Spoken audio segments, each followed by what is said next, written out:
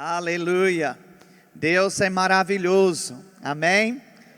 Foi muito bom lá em Itabaiana, tudo que a gente viu. A gente está muito feliz com o crescimento. E eu vou lhe dizer uma coisa. Deus vai nos usar. E quando eu falo nos, eu não estou dizendo que é uma coisa minha, não. É da gente. Deus vai nos usar para espalhar verbo da vida, o Cristo e a palavra da fé pelo estado de Sergipe. Esse estado que era o menos evangelizado vai ser incendiado com as chamas do Espírito de Deus. Aleluia! Alguém acredita nisso?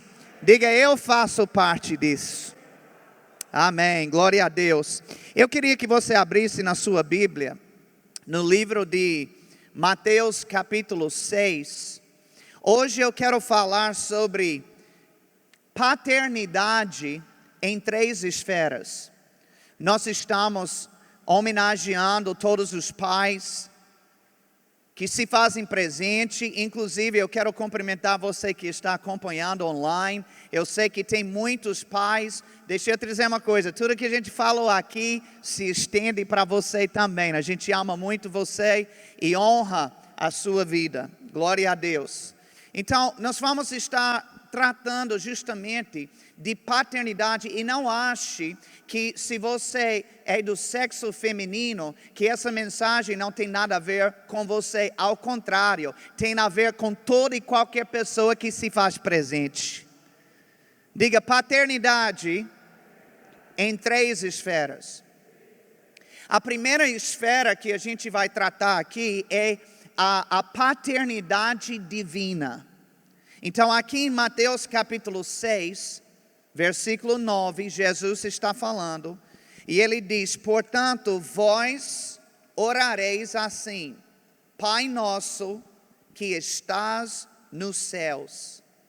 Nessa passagem, Jesus estava ensinando aos seus discípulos sobre como orar. E observe que ele inicia a oração com Pai Nosso. Isso é significativo, porque uma das revelações mais importantes do Novo Testamento é que Deus é o nosso Pai. Aleluia! No Antigo Testamento, esta não era a realidade. Isso foi uma revolução. A partir do momento que Jesus morreu e ressuscitou, mudou essa posição entre o homem e Deus. Inclusive o apóstolo Paulo, ele reafirmou essa verdade em Romanos 8,15.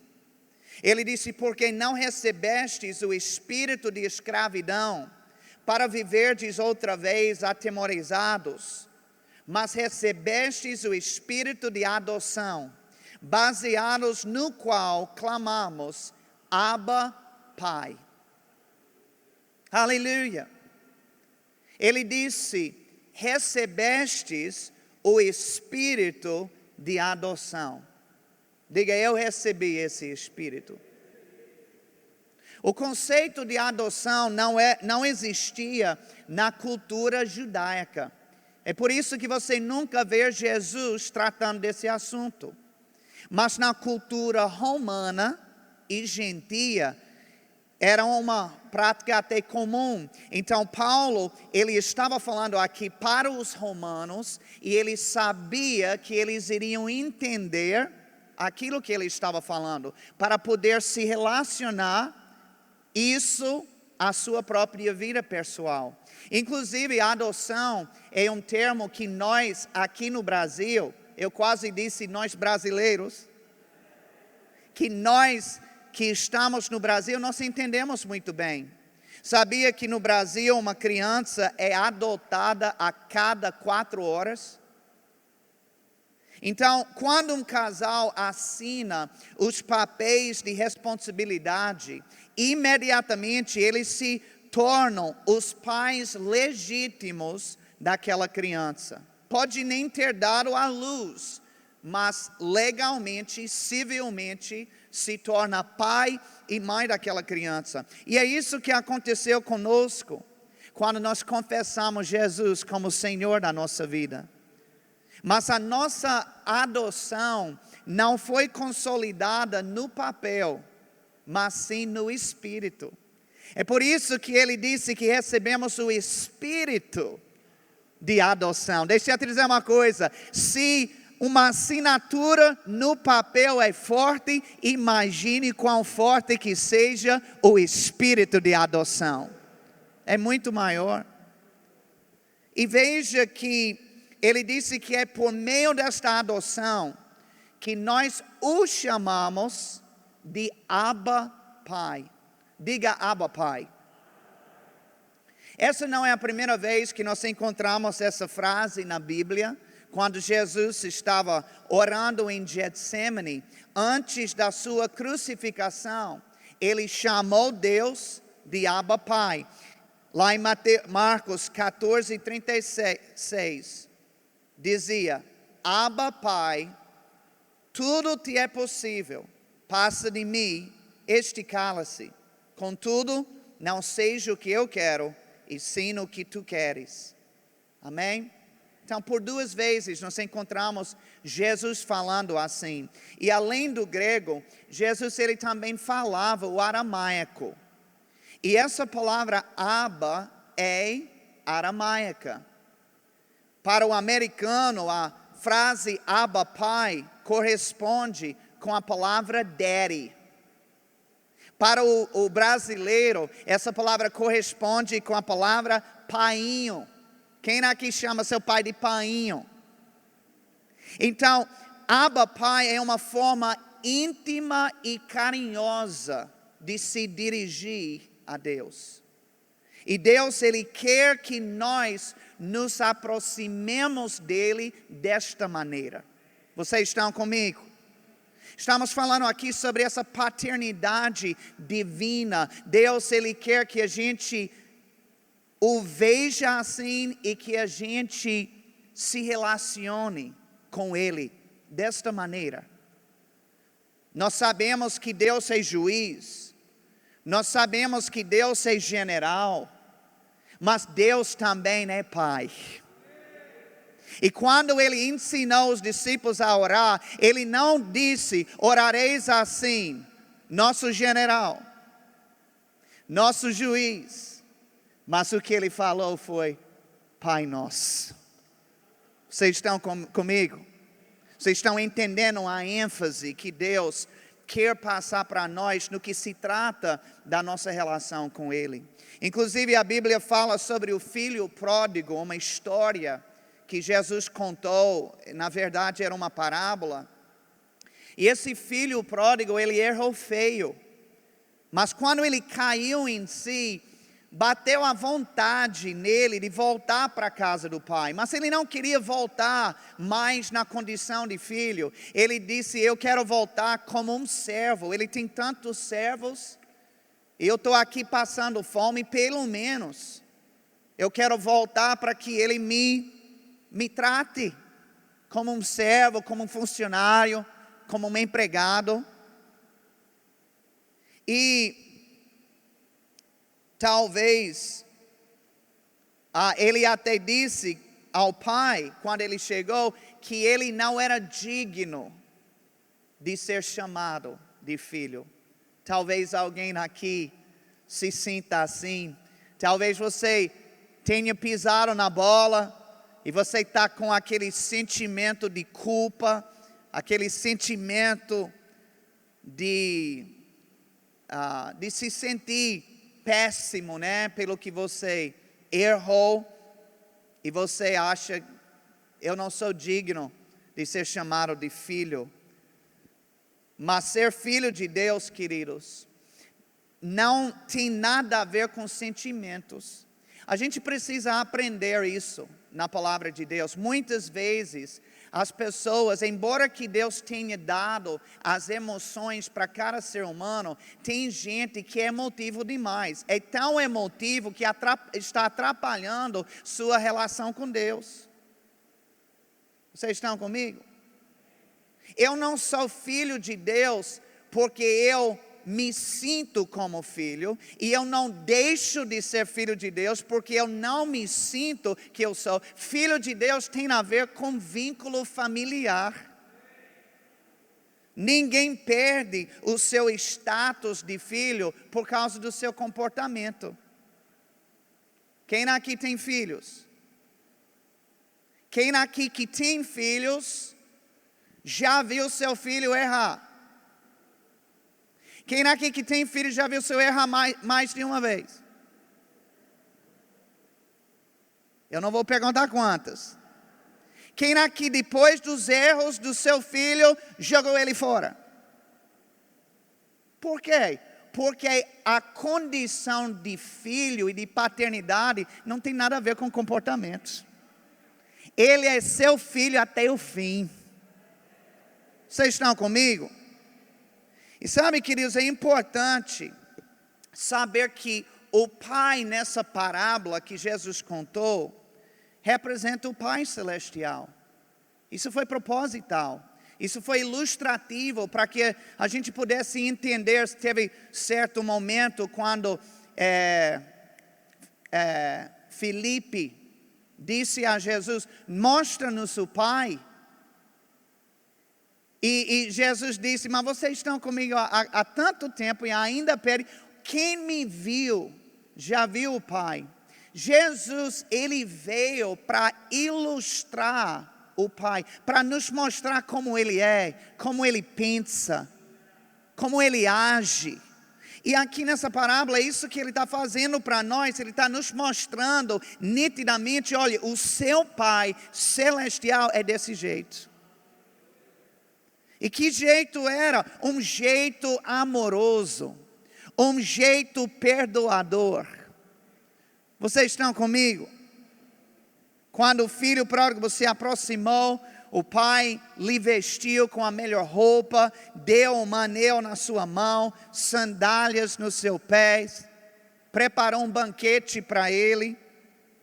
Isso reflete o sentimento que o Pai Celestial tem para todos nós. Agora,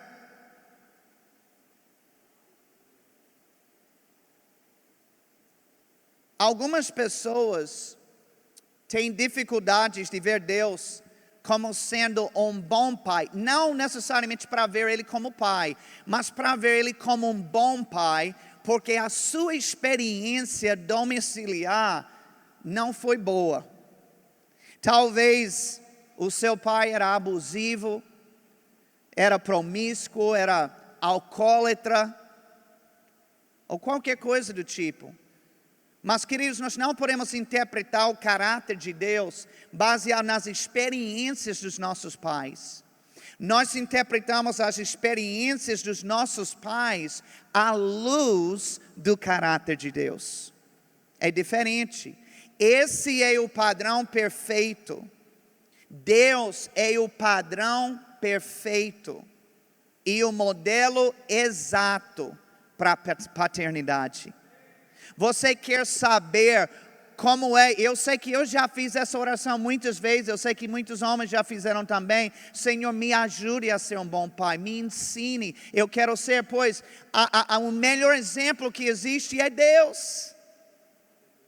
Ele é o pai exemplar.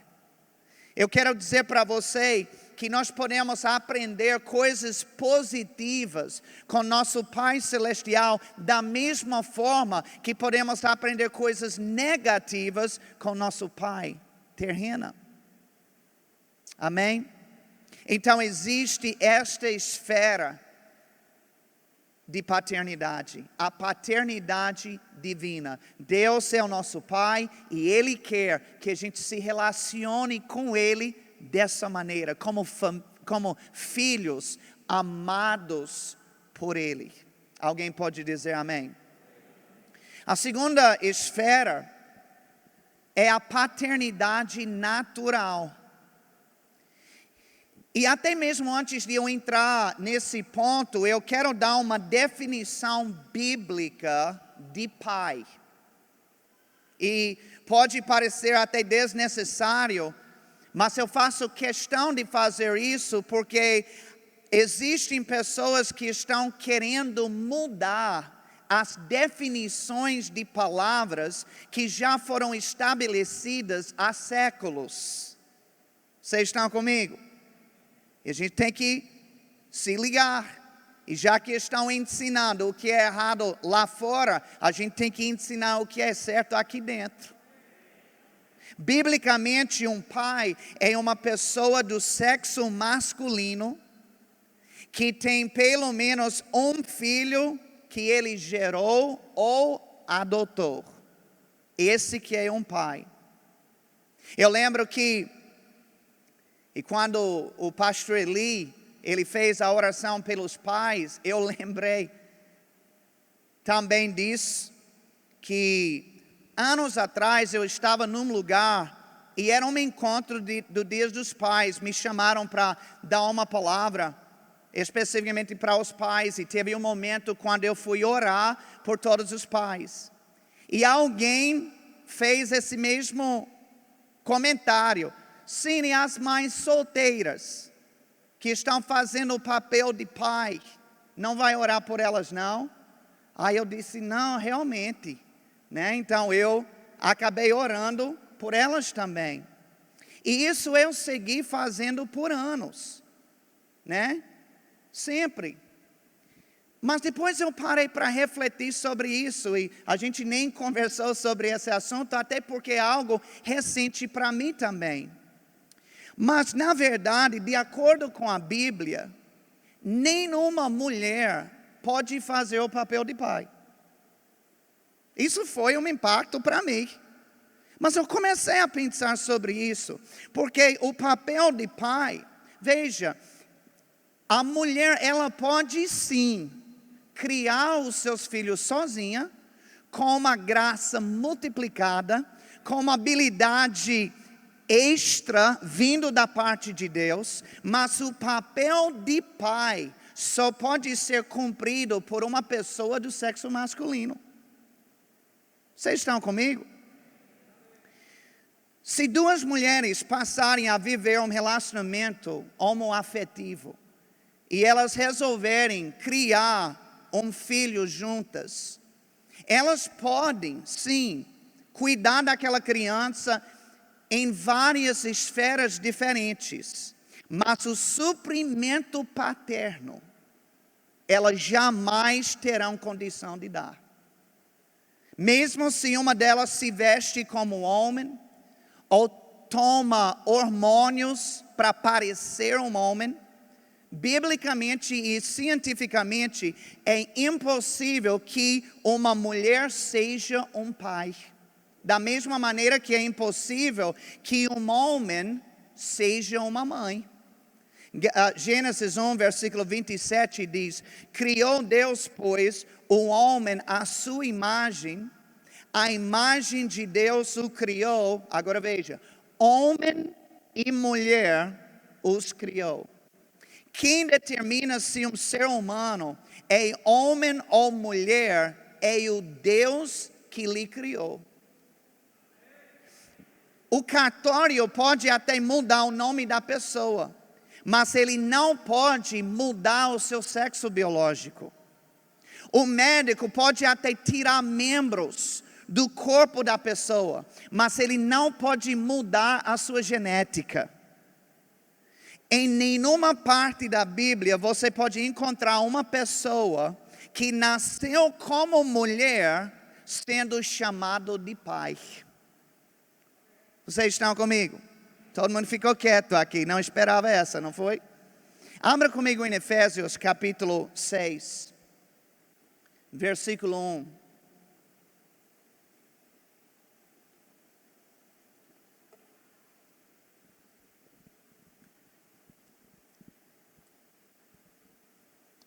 Efésios capítulo 6, versículo 1, nós vamos ler até o versículo 4, porque a gente está falando agora sobre a paternidade natural.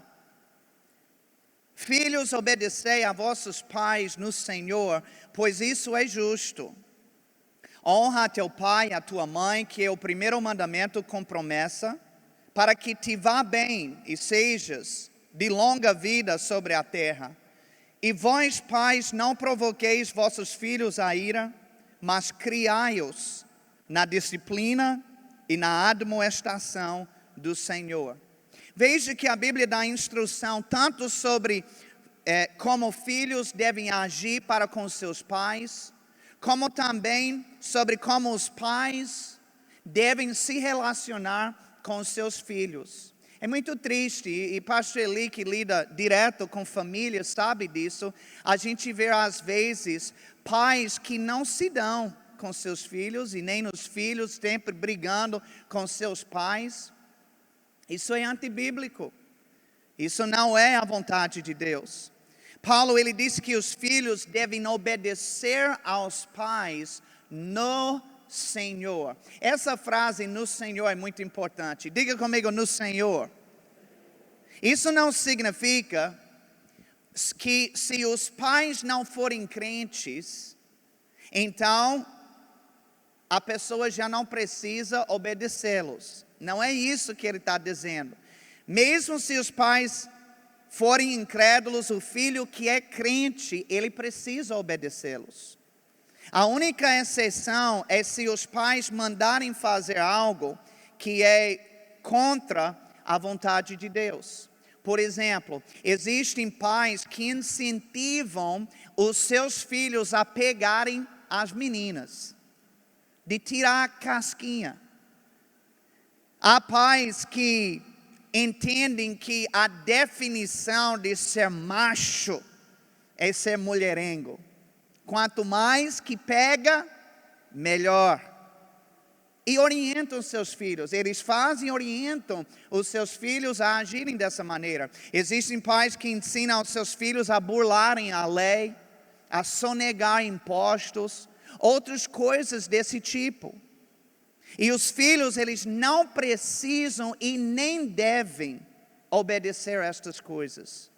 Existe um limite à obediência de qualquer filho ao pai, e esse limite trata-se da vontade de Deus. Quando fugir da vontade de Deus, nós temos também, além do pai carnal, um pai celestial que é maior do que ele, que nós prestamos honra e obediência. Amém? Então essa frase, obedecer no Senhor, pode ter outra conotação também. Às vezes há pais que são muito difíceis de lidar.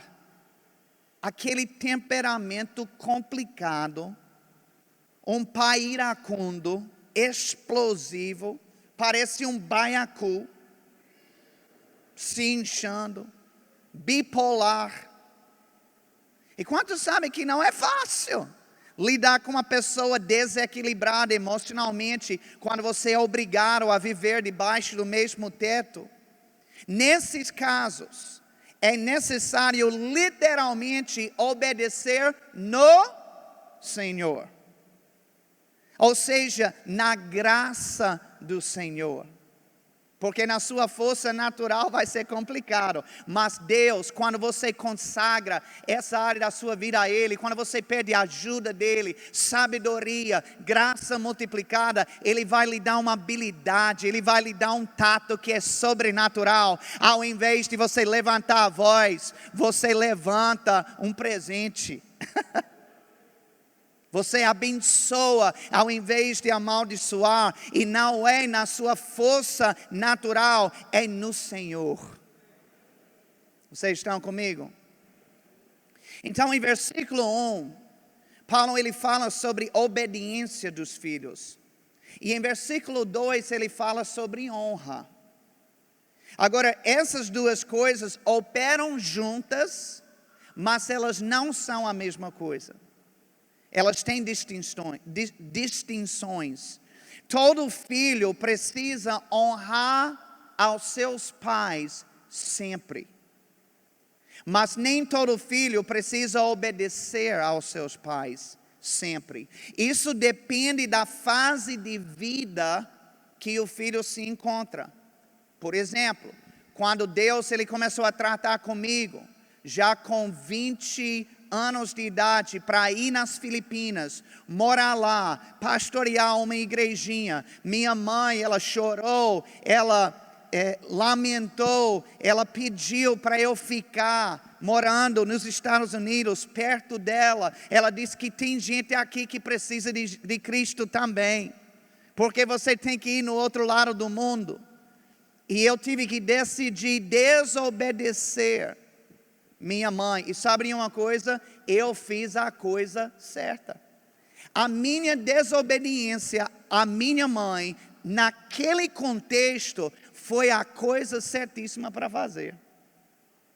É tão importante a gente entender esse lado da moeda, porque a falta desse entendimento tem trazido complicações para muitas pessoas adultas. Já na fase de adulto, e achando que tem que obedecer aos pais e tudo, e aí agora começa a trazer dano para a sua vida. Porque a fase da obediência total já passou. A honra não. Eu nunca deixei de honrar minha mãe. Eu só não podia obedecer o que ela estava querendo. Mas eu sempre honrei. Honrei com palavras, honrei com dinheiro, honrei de outras maneiras. Mas tem pessoas, por não entender, equilibrar a diferença entre obediência e honra, se metem em problemas. Como, por exemplo, aquele rapaz que ele casou com uma moça. E aí, ao invés de combinar as coisas com a esposa, ele obedece tudo que a mãe diz. Detalhe, tudo que a mãe diz é contrário àquilo que a esposa pensa e aquilo que a esposa quer. Mas ele obedece à mãe. Eu vou lhe dizer uma coisa, esse casamento vai ter grandes problemas. Porque a Bíblia diz que é para um homem deixar pai e mãe e se unir à sua esposa, não apenas na cama, mas também na maneira de coordenar as coisas, no pensar. Quantos casamentos, né, Pastor Eli, por aí que estão com problemões, simplesmente porque estão dando um prestígio para pai ou mãe, que era para ser dado ao cônjuge. Estão invertendo as posições. Você não tem como agir fora do padrão bíblico e ter a bênção de Deus sobre aquilo. Se você quer que Deus abençoe seus relacionamentos, encaixe eles no padrão que Deus estabelece. E vai ser automático. Não, você nem vai ter que medir esforço. Vai ser automático, porque Deus abençoa a sua palavra. Aleluia. Agora, no nosso texto, Paulo também dirige uma palavra para os pais. Ele disse que eles não devem provocar aos seus filhos. É engraçado que eu sou muito brincalhão, né? E eu gosto muito de brincar com Emily. E quando eu estou brincando com ela, às vezes ela cita esse versículo para mim. Pense no versículo que ela aprendeu. Ela disse, pai, a Bíblia diz para não provocar os filhos. O que ela está dizendo? Você está me irritando. Mas sabe que uma das formas principais para provocar os filhos é quando se pede para eles fazerem coisas que você mesmo não faz. Isso sim é uma das maiores provocações. O famoso faça como eu digo, mas não faça como eu faço. A Bíblia chama isso de hipocrisia.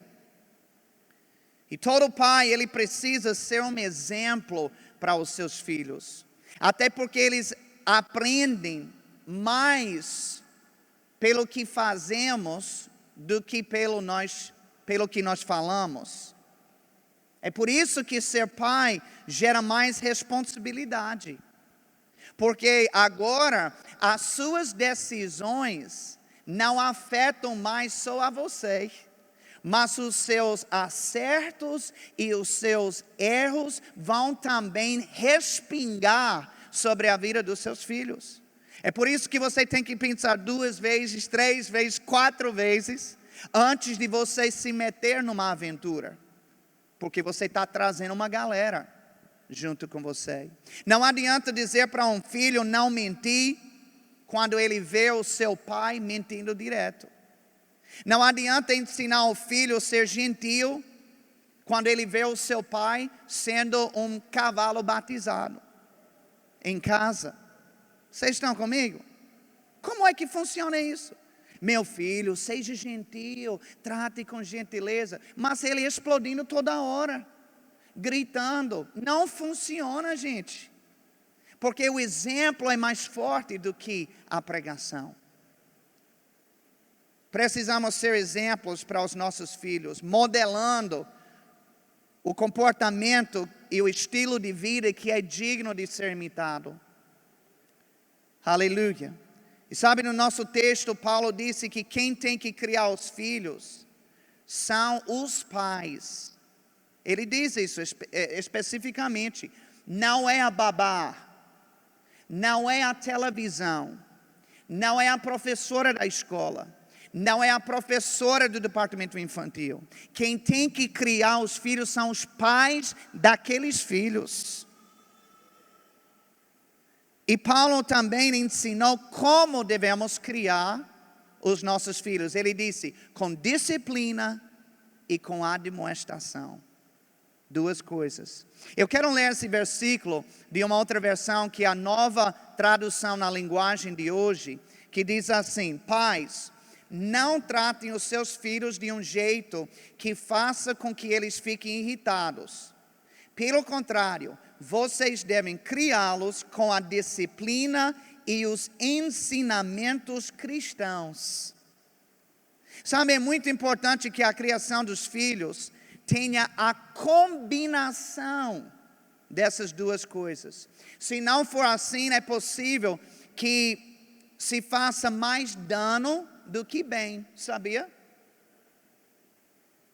Se os pais disciplinarem os seus filhos sem o ensino, os filhos podem ficar confusos e revoltados. Mas se ensiná-los sem disciplina, eles podem se tornar rebeldes. Então é fundamental que a criação dos filhos envolve as 2 coisas. É no ensino que o filho ele aprende o caminho do Senhor. E é no ensino que ele obtém as explicações sobre por que ele não deve fazer certas coisas. Ou seja, eu não apenas digo não, não, não, mas eu explico por que não. O ensino. E é na disciplina que o filho ele aprende as consequências da desobediência, que é importantíssimo. Existem disciplinas apropriadas para cada fase da vida de um filho. O filho pequeno é um tapa no bumbum.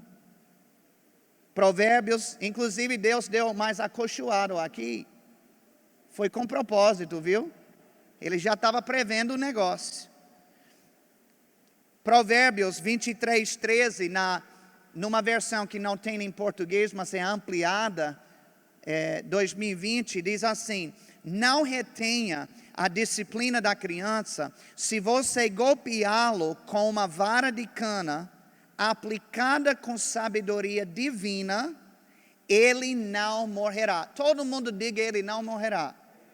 Oh meu Deus, como essa revelação precisa chegar para pessoas. Ele não morrerá se dá um tapinha no bumbum. Deixa eu dizer uma coisa importante. Cuidado com pessoas que querem ser mais inteligentes do que a Bíblia. Há uma geração que está ensinando que você não pode disciplinar uma criança fisicamente em hipótese alguma. Mas para acreditar nisso, você literalmente tem que rasgar algumas páginas da Bíblia. O que a Bíblia é contra é todo e qualquer abuso físico. Abuso físico é pecado e é totalmente inaceitável. Mas a disciplina física que a Bíblia ensina não é abuso. Diga: não é abuso. Hoje existem muitas crianças que são desrespeitosas, rebeldes, violentas, porque os seus pais decidiram seguir mais alguns vertentes da psicologia do que da própria palavra de Deus. E eu não estou falando sobre crianças e filhos que não têm pais crentes, não. Estou falando dentro da igreja mesmo. Tenha cuidado com qualquer estudo ou qualquer ensino que orienta de uma forma diferente daquilo que Deus orienta. O filho adolescente já é uma outra fase de vida. E sabe que um tapa no filho adolescente já não serve mais, é outro momento de vida. Até mesmo porque o filho adolescente às vezes é maior do que os pais. Vocês estão comigo? Agora, tire o celular dele para você ver. Porque essa geração foi criada à base de tecnologia. E muitos estão totalmente dependentes dela. Tirar o celular de um adolescente é pior do que dar uma surra nele. É um sofrimento total, viu, gente? Agora, com todo ato disciplinar, é importante ensinar a palavra de Deus junto com a disciplina. Escute bem, a disciplina resolve o erro daquele momento, mas o ensino faz com que esses erros não se repitam. Amém? Então quero falar com o restante do nosso tempo sobre a terceira área, que é a paternidade espiritual. Falamos sobre a paternidade divina, a paternidade natural. E agora vamos falar sobre a paternidade espiritual. Abra comigo no último versículo, em 1 Coríntios, capítulo 4 e versículo 15.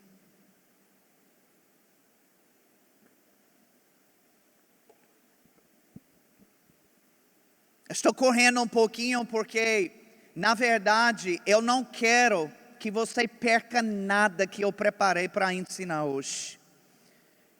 Tudo isso é ouro para a sua vida.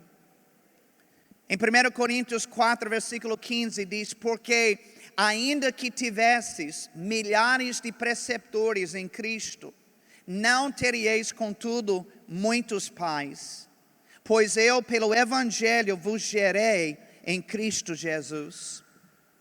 Paulo estava falando em termos espirituais aqui. Hoje em dia, é possível aprender a palavra com muitas pessoas. Você pode fazer isso pelo YouTube, pelo Instagram, através de livros, de cursos online presenciais. Mas Paulo faz uma distinção entre um mestre e um pai. O mestre vai lhe ensinar princípios, mas um pai vai zelar pela sua vida. E ele vai fazer isso com orações. Ele vai acompanhar a sua vida nos altos e nos baixos. Ele vai treinando você em áreas de importância. E ele vai dar oportunidades para a sua vida. Tenha muito cuidado de não dar mais valor e prestígio para um ministro qualquer do que você dá para o seu próprio pai espiritual. Paulo, ele batia nessa tecla com os coríntios, porque eles estavam fazendo isso. Eles davam um moral e um respeito a pessoas que nem tinham tanto afinco com eles. Talvez eles tinham uma certa eloquência no falar, mas afinco mesmo, vínculo não tinha. E ele dava um moral para eles, enquanto ele tratava o próprio pai, essa igreja, o próprio pai espiritual, com desprezo. Eu quero lhe dizer uma coisa, isso é muito feio. Além de ser antibíblico, é muito feio, é uma desonra. Uma pessoa que tem investido tantas horas e tantas noites e tanto tantos momentos na sua vida e você escanteia e pega um cara que você conheceu há um mês e você bota lá em cima. Quem sabe o que eu estou ensinando aqui? Você está conseguindo enxergar isso? A gente pode fazer o comparativo de uma babá e uma mãe, porque eu acho que tem tudo a ver. Sabe que ambas cuidam da mesma criança, tanto a babá como também a mãe ou o pai, mas o sentimento é totalmente diferente entre as duas. Uma faz para receber dinheiro, a outra faz por amor. Uma faz em horários marcados, a outra não tem hora certa, até de madrugada está lá. Uma pode largar a criança quando quiser, mas a outra tem um compromisso vitalício com ela. Sabe que isso descreve bem a diferença entre um ministro da palavra e um pai espiritual. Todo mundo precisa de um pai espiritual que respeita, que honra, que pode prestar conta da sua vida para ele. Eu sou seu pastor, seu apóstolo, mas eu tenho um pai espiritual. O meu pai, Gary Hoffman, ele já veio aqui, ele só não veio recentemente por causa da pandemia, mas já convidei. E eu creio, eu estou desejoso de trazer ele no ano que vem. É um homem que tem me acompanhado há mais de 25 anos da minha vida. Um dos maiores apoiadores do meu ministério, ele está comigo e eu jamais vou desonrar a vida dele. Ele sempre vai ter o meu respeito e o que ele precisar, aonde eu estiver no mundo, ele pode contar comigo. A gente precisa restaurar a honra no reino de Deus. Eu tenho um filho que me ama e que me respeita como pai dele. E eu quero encerrar com isso. O grupo de louvor já pode vir. Meu filho, graças a Deus, ele está crescendo. Ele já mandou um recado para mim, desejando um feliz Dia dos Pais. Mas sabe que o dia vai chegar, quando meu filho vai se casar, e ele vai ter os próprios filhos dele. Amém? E sabe, queridos, espiritualmente não é diferente. Deus quer que a gente sempre honre os nossos pais espirituais.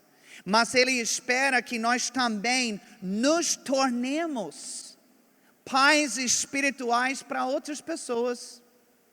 Isso trata de evangelismo e de discipulado. Eu pergunto a você, quantos filhos na fé você tem gerado? E das pessoas que você já ganhou para Jesus, quantas delas você tem discipulado como um pai espiritual, até que aquelas pessoas ficassem estabelecidas na fé? Porque eu vou lhe dizer uma coisa, é fácil você falar o plano de salvação para alguém, fazer a oração com ele e ela aceitar Jesus, mas depois você não volta a falar não? Você não entra em contato, você não acompanha, quer dizer, você deu a luz e você deixou na porta de alguém. Isso é crime, viu, no Brasil. É ou não é? Até o governo brasileiro sabe que esse é um procedimento errado. E por que a gente faz? Porque a gente não age com paternidade espiritual. Além de ganhar alma, a gente acompanha até que esteja firmado em Cristo. Obrigado pelo entusiasmo hoje à tarde, viu? Sabe, esse é um ponto que eu tenho enfatizado para a nossa liderança. E eu vou bater nessa tecla até eles ficarem enjoados. Porque é o Espírito de Deus que não larga isso do meu coração. Ser líder não é só ter um grupo de subordinados abaixo de você. Mas é cuidar, discipular, consolidar essas pessoas como um pai faz com um filho. Às vezes pessoas querem posições de liderança sem saber o que é.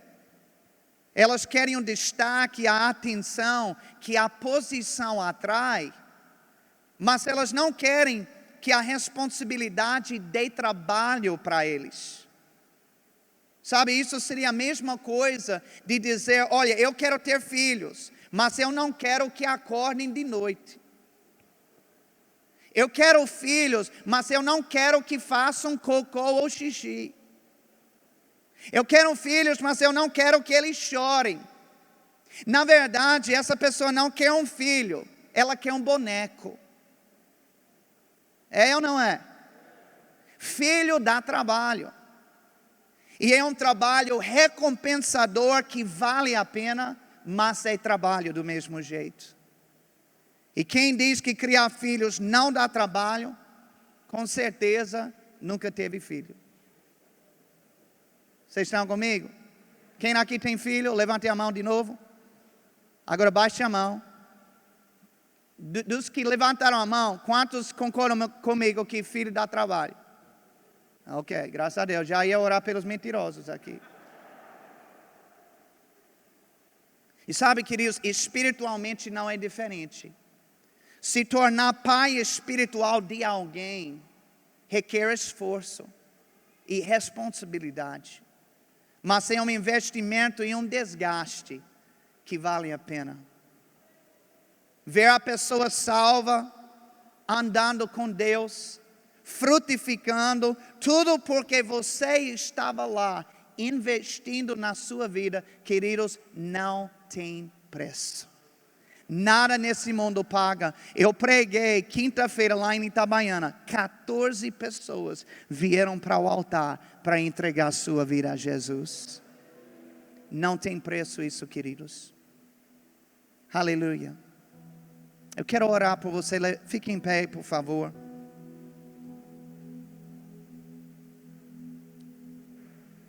Rapaz, eu acordei inspirado hoje, viu?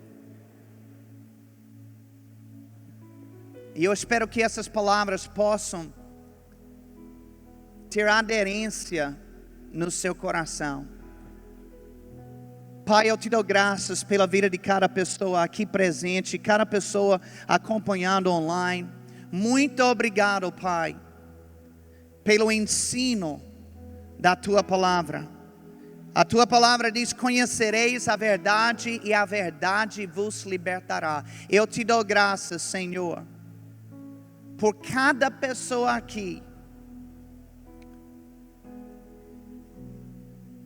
desfrutando e cumprindo os teus propósitos em cada esfera dessa paternidade, crescendo na sua relação contigo como pai, sendo um pai exemplar em casa para os seus filhos, e cumprindo o ID do Senhor, e discipulando e levantando vidas como um bom pai espiritual. Obrigado, Senhor, por graça. E talvez alguém aqui esteja frustrado, poxa, mas isso é difícil para mim. Eu declaro em nome de Jesus, graça de Deus sobre a sua vida. Graça sobre graça vindo sobre você. Aquela timidez já foi. Deixa eu contar o testemunho. Meu filho, todo mundo dizia que ele era tímido, que ele era tímido, que ele era tímido. E a gente veio contra aquela palavra, porque não era a vontade de Deus que ele fosse tímido. A Bíblia diz que toda língua que vem contra você, tu condenarás. A gente condenava aquela palavra. Ele não é tímido, você é observador. E hoje, você devia ver. Pastor Misto sabe, ele saiu várias vezes com o Pastor Misto, lá evangelizando, falando de Jesus. Ele não tem conversa, ele vai. Quando ele percebe o Espírito de Deus conduzindo, ele fala. Deixa eu dizer uma coisa, há graça para isso.